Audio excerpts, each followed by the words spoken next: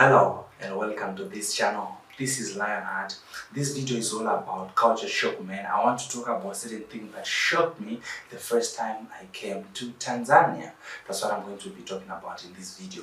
Yeah, it's going to be an interesting video, so please consider subscribing, liking, sharing the video, as well as dropping a comment in the comment section. You know, when you move to a new country, there are certain things that you find unusual or certain things that you are just not familiar with.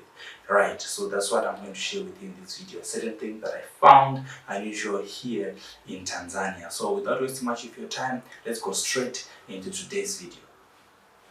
The first thing that surprised me the first time I got to Tanzania is that when you go to the toilet to do the business, to do the actual business, serious business, like dropping an album, you can actually use your bare hands and water to wash back there. I can't even imagine myself doing that. Whilst it's still fresh, and then I use my hands and water back there. Nah, man.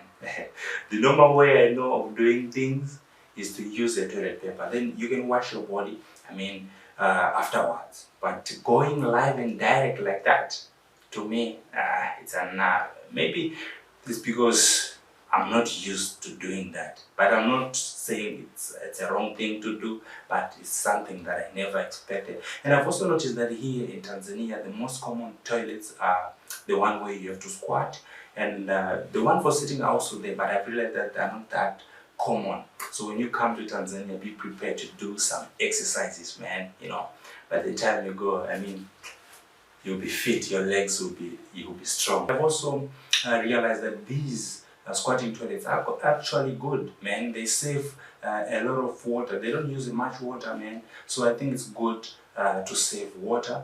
And I also think that those ones are good for hygiene because you don't get to sit on the same seat where a lot of people were sitting, man. So I think the squat toilet, I can really like the idea, even though sometimes it's not that easy to squat on a squat toilet for some people. But for me, I'm cool with anything.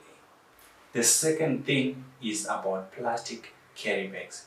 The first time I came to Tanzania, I didn't know that plastic carry bags are not allowed in the country. I think the plastic carry bags were banned in Tanzania 3 to 4 years ago. Yeah, I'm not sure exactly, but yeah, I'm sure it's 3 to 4 years ago. That's when they were banned in the country. They're no longer using those, they're doing it for the environment. So when I came here, for the very first time, I was having my plastic carry bag with my stuff in there, and one of the authorities at the airport told me that these are not allowed in the country. So I was kind of surprised because from where I was coming from, we've been using these. In Zimbabwe, we've been using these. In Namibia, we've been using these. Even though now they're selling them. But yeah, we're still using plastics, especially in Southern Africa. So it's something that really surprised me because I wasn't expecting it. But I totally get why they're not allowed in Tanzania. It's for protecting the environment. They are trying to protect the ecosystem.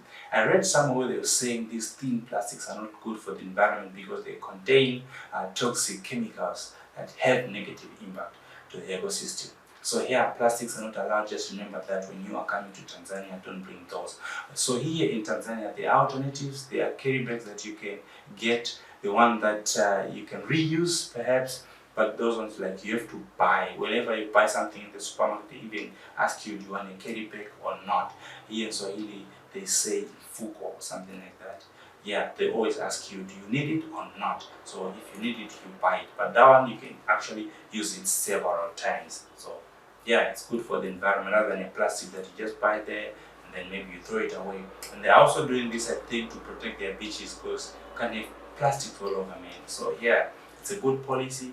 I love it. So, and I also embrace it. And I think most countries need to adopt this policy as well.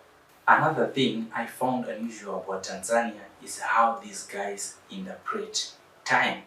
You know, if you are new to this country, it won't be surprising that at some point you might go to an appointment too early or you might go to an appointment too late. Let me explain how. There was one particular time when I was supposed to meet someone, and then I set an appointment. Then we say we're going to meet tomorrow at 7, right? Tomorrow morning at 7, I'm there at the venue where we're supposed to meet. The person is not there. I'm calling the person, what's up, where are you? Then the person is telling me, no, 7 in the afternoon. Now in my head I'm confused. 7 in the afternoon? How? Alright, so here's the thing.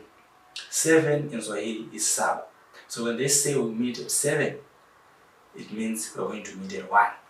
So that person, I was supposed to meet him at, around 1 p.m., not 7 in the morning. So when he said 7, I'm supposed to know that 7 is 1. Here is why. In Swahili, they divide the day into 2. You know, like the normal day is like 24 hours, but in Swahili, they divide it into 2, which means 6 to 6 p.m. it's day, 6 p.m. to 6 a.m. it's night, right? So why is 7 1? When you count from 6 a.m. when the day starts, 7 is the first hour. That's when the hour is complete. It means 1 hour, right? But at 7, it's 1 hour. At 8, 2 hours. So that's saa mbili. 9 it's 3, saa tatu. 10, 4, saa nne, like that. So 7 becomes 1, 8 becomes 2, 9 becomes 3. Yeah, this is not a Swahili lecture. I just wanted to explain to you how it works in Swahili. So when someone says, I'm going to meet you at 1, right, in the evening, it means we're going to meet around 7 in the evening. So now I'm sure you can understand why I find it unusual, because it's so confusing. I don't even know why they interpret time in that way. Yeah, but anyway, now I'm used. At least I can understand a little bit. I won't go to an appointment too early. I won't go to an appointment too late. What also surprised me about Tanzania is that there are a lot of people in this country, man. A lot of people. Just imagine this. The entire population of Namibia can actually fit in Dar es Salaam alone 3 times. 3 times in Dar es Salaam. So in Dar es Salaam, the population is approaching 8 million, 7 point something right now, but it's approaching 8 million. And Namibia's population is just 2.5. So they can actually go into Dar es Salaam 3 times, the entire population of Namibia. That's insane, man. Dar es Salaam used to be the capital city of this country, Tanzania, but now it's Dodoma, another city that is located at the central part of Tanzania. But the entire population of Tanzania is approaching 64 million. There are a lot of people. If I look at my country, Zimbabwe, I think our capital Harare, it's 1.5 million people, but the entire population of Zimbabwe is, I think, 16 million. So if you look at it, Dar es Salaam is, the people in Dar es Salaam is a half of the entire population of Zimbabwe. There are a lot of people in Tanzania, man. So yeah, that's actually really shocked me when I first realized that there are a lot of people just in Dar es Salaam alone. There are a lot of people in this country, man. When I first came to Tanzania, another thing I found unusual is about religion. I remember the first morning, not sure what time exactly, but it's around 4, 5, 6 thereof. I hear like some voice kind of like singing or something like that. I was like, what's going on, man? I just want to sleep. What's this noise all about? Then I realized that it's actually the Muslims doing their prayer thing. I don't know whether it's a speaker or it's someone who actually, say out the prayer, but it was that loud, man.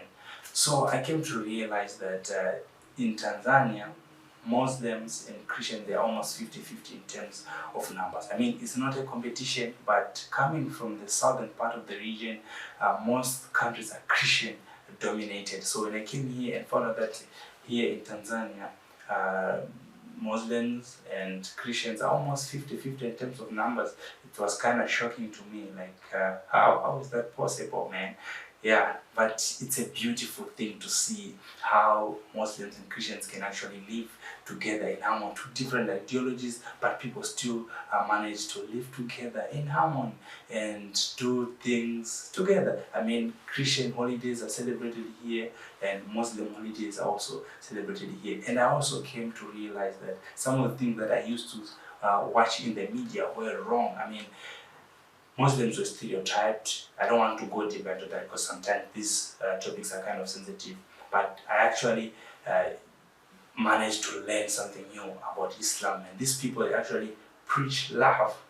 So yeah, coming from a Christian background, and now I'm here mixing and mingling with everyone in Christian background or in Islam.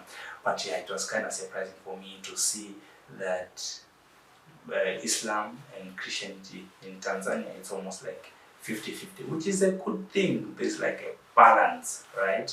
Yes, so we have come to the end of this video. Please consider subscribing to the channel. I'll be dropping more videos. I'll be sharing more information about Tanzania. So yeah, I'll see you in the next one. Thank you for watching.